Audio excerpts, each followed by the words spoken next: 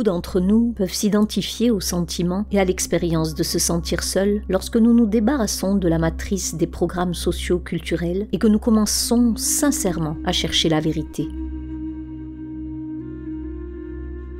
Lorsque nous nous engageons sur le chemin, nous commençons à apprendre, à nous souvenir, à réaliser et à avoir une réalité plus profonde en nous et autour de nous.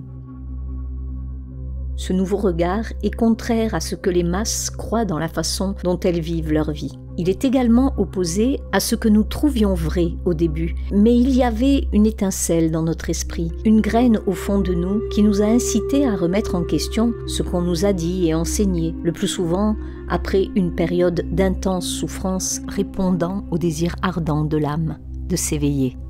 Elle nous a poussés à répondre à l'appel et à faire un pas dans l'inconnu, et nous sommes tombés dans le terrier du lapin blanc. Au fur et à mesure que nous progressons sur notre chemin en passant par nos épreuves, nos initiations et le processus de désillusion des meneurs, la vérité commence à devenir plus étrange que la fiction. Nous ne pouvons plus nous référer au plaisir, aux interactions sociales et à l'amusement auquel nous nous sommes peut-être livrés avec enthousiasme dans le passé. Les objectifs, les ambitions et les désirs que nous avions autrefois et auxquels nous étions très attachés commencent à nous sembler complètement étrangers. Nous réalisons que la plupart de nos soi-disant besoins, désirs et envies, y compris les identifications au groupe comme des tribus, étaient basés sur des mensonges, des blessures et des programmes matriciels que nous pensions provenir de notre véritable moi. Ils ne nous guident pas et ne reflètent pas le véritable épanouissement, la joie et l'amour, l'état pur de notre âme, caché au plus profond de nous, au-delà de la personnalité de l'ego ou de l'individualité unique incarnée par l'âme centrée dans le divin. Nous commençons à voir à travers les apparences et tous les faux-semblants des interactions sociales mécaniques et inconscientes, les mécanismes d'alimentation inconscients entre les gens sur le plan émotionnel, énergétique et sexuel, où presque tout le monde est une copie d'une copie, le somnambulisme et le rêve d'être éveillé. Nous réalisons le peu d'individualité et d'authenticité qu'il y a dans le monde, et comment les gens confondent leur personnalité égotique, conditionnée et programmée avec l'authenticité, et confondent aussi toutes sortes de sentiments, de désirs, d'envie à l'intérieur d'eux avec l'âme, ce que nous avons fait dans le passé à des degrés divers et que nous pouvons encore faire. Nous nous rendons compte du peu d'amour véritable qui existe si nous sommes honnêtes avec nous-mêmes. Nous nous demandons aussi ce qu'est vraiment l'amour et si nous l'avons jamais vraiment vécu. Plus nous découvrons en nous et travaillons à travers nos aspects d'ombre ou notre comportement mécanique, nos blessures et nos traumatismes, plus nous voyons tout cela et tout le reste. Lorsque les masques tombent, nous commençons à voir l'invisible et un tout nouveau monde, le monde réel, s'ouvre à nous. Au début, cette vision n'est pas agréable du tout. Nous pouvons remettre en question notre santé mentale, des sentiments de désespoir, de dépression, de honte, de culpabilité, de colère, de tristesse et de solitude ressurgissent. Tout ce que nous avons caché et refoulé pendant des vies entières commence à remonter à la surface, les ténèbres intérieures et extérieures devenant conscients au fur et à mesure que nous descendons dans le monde souterrain. Plus nous voulons nous élever, plus nous devons aller en profondeur, plus nous possédons de lumière et plus nous découvrons d'obscurité. C'est la loi ésotérique de la descente et de l'ascension en même temps. Plus on s'élève, plus on est tiré vers le bas. L'évolution ne va pas de plus en plus haut vers un ciel toujours plus céleste, mais de plus en plus profond. Chaque cycle évolutif se termine un peu plus bas, un peu plus près du centre où le haut et le bas suprême, le ciel et la terre se rencontrent finalement. Plus le chercheur possède de lumière, plus il découvre d'obscurité. Satprem.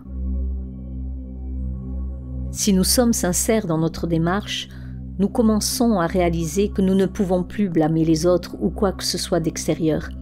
Il nous est demandé de prendre l'entière responsabilité de nous-mêmes avec une honnêteté radicale. Plus nous nous éveillons, plus nous sommes également confrontés à l'illusion de contrôle à laquelle l'ego aime s'accrocher.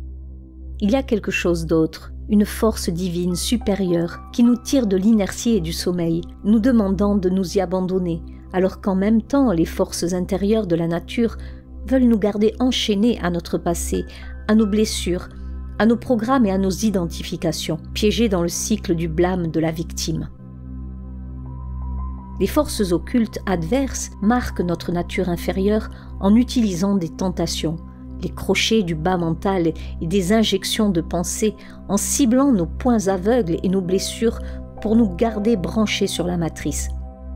En fin de compte, nous réalisons que la bataille est et a toujours été en notre intérieur.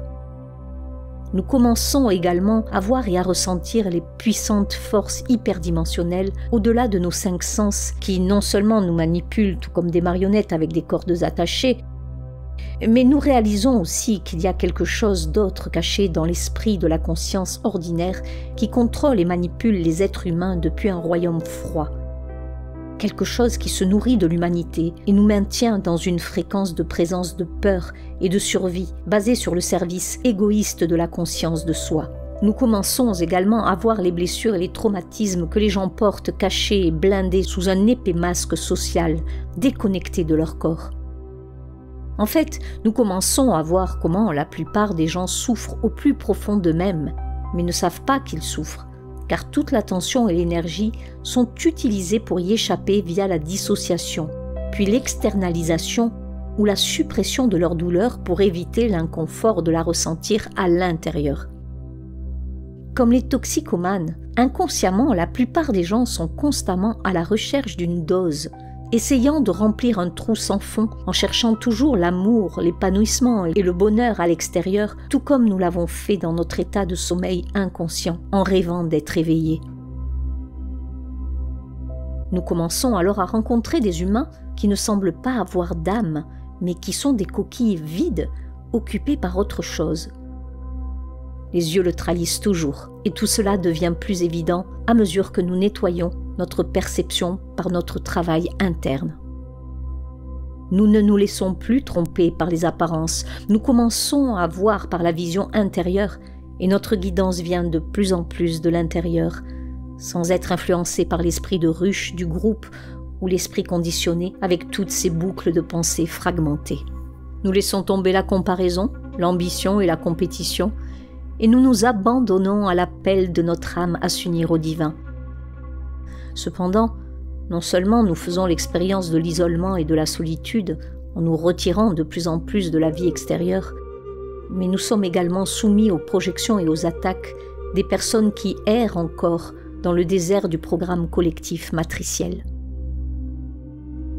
Nous réalisons que les amis de longue date et même les membres de notre famille ou notre conjoint ne sont pas du tout ce que nous pensions qu'ils étaient, que ces liens étaient souvent basés sur l'illusion de l'amour, des liens traumatiques et des programmes sociaux. Nous réalisons comment nous avons confondu l'amour avec toutes sortes de comportements, de sentiments et de choses qui ne sont pas de l'amour, mais qui sont basées sur des blessures et des mécanismes de sentiments inconscients. Lorsque nous parlons à d'autres de nos découvertes et de nos prises de conscience, nous sommes le plus souvent confrontés à la dérision, à la moquerie ou même à l'attaque et à la honte. On nous dit que nous sommes complètement dingues et que nous vivons dans la peur, alors qu'en fait, cette réaction est la projection sur nous de leur peur inconsciente de la vérité. C'est leur fausse mécanique, la personnalité de l'ego qui essaie de se protéger de la désillusion venant des forces occultes travaillant à travers eux, les utilisant comme des agents matriciels inconscients et essayant de nous empêcher de nous éveiller à la vérité et de nous ancrer à la force divine. Par conséquent, nous réalisons également que nous ne pouvons plus rien prendre personnellement, car ce ne sont pas eux qui agissent véritablement. De plus, nous reconnaissons également que ces attaques et interférences ont une fonction d'enseignement dans l'image globale de l'évolution de la conscience et dans le processus d'évolution de notre âme unique.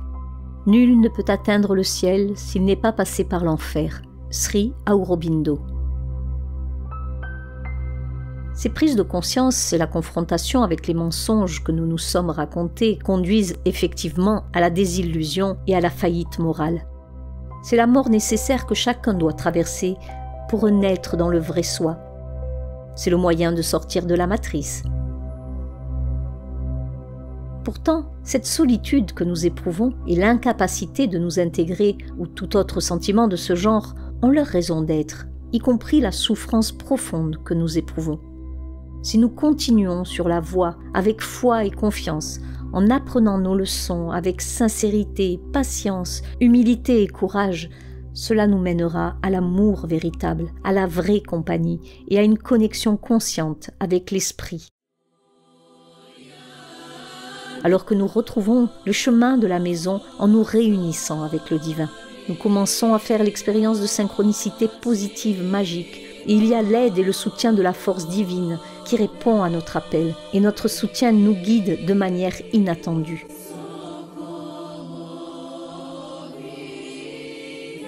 Nous ne pouvons percevoir cette guidance que si nous sortons de la vision en tunnel de l'identification de notre moi et de notre pensée. Alors, des portes s'ouvrent là où il n'y en avait pas auparavant. Nous sortons de l'obscurité, nous émergeons dans la lumière et nous réalisons une expérience à un niveau incarné. Nous réalisons que nous n'avons jamais été seuls, et pas simplement philosophiquement ou intellectuellement. Nous nous trouvons sous le charme de la non-séparation de tout, et c'est alors que nous expérimentons et percevons le divin en tout.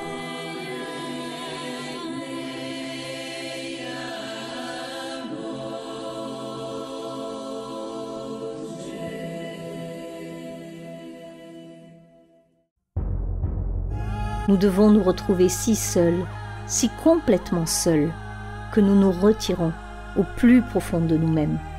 C'est un chemin de souffrance amère, mais alors notre solitude est surmontée. Nous ne sommes plus seuls, car nous découvrons que notre moi le plus profond est l'esprit, le créateur, l'invisible. Et soudain, nous nous trouvons au milieu du monde, sans être dérangés par sa multiplicité, car dans notre âme la plus profonde, nous nous savons unis à tout ce qui existe. Hermann Hesse.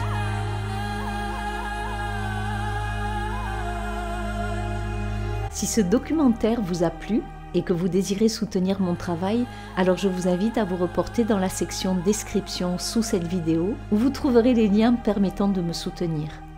Merci pour votre confiance, bien à vous et à très bientôt.